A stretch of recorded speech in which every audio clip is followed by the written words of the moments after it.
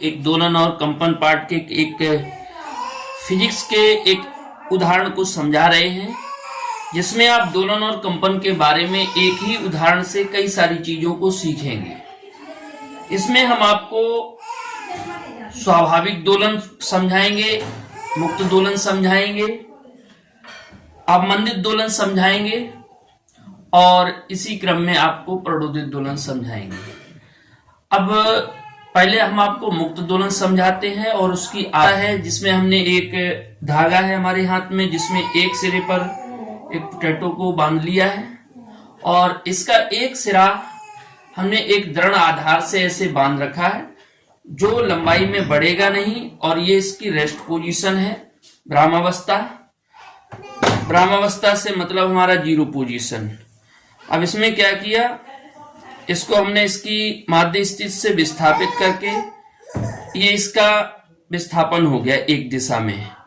और जैसे ही हम इसे छोड़ेंगे इस पर कोई बाह्य बल नहीं, जैसे ही स्वाभाविक आवृत्ति से आप देख रहे हैं मैंने इस पे बिल्कुल पकड़े हुए इजिली, और जैसे ही छोड़ेंगे तो ये इस अपनी रेस्ट पोजीशन से दोनों ओर गति करने लगेगा, और जब गति करेगा तो इसे हम लोग यूं, ये गति कर रहा है तो इस पर कोई जब बाह्य बल कार्य नहीं कर रहा है तो इसके कंपनों को बोला जाता है मुक्त दोलन या मुक्त कंपन। और जो ये कंपन कर रहा है इसकी आवृत्ति कहलाती है स्वाभाविक आवृत्ति, क्योंकि इस पर कोई बाह्य बल कार्य नहीं कर रहा है तो ये अपनी खुद की फ्रीक्वेंसी से गति कर रहा था।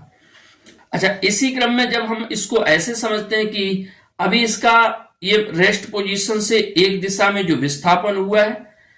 और विस्थापन होने के बाद जैसे ही इसे छोड़ेंगे तो हम देखते हैं कि इसके कंपन धीरे धीरे धीरे धीरे स्लो होते चले जाते हैं। जैसे देखिएगा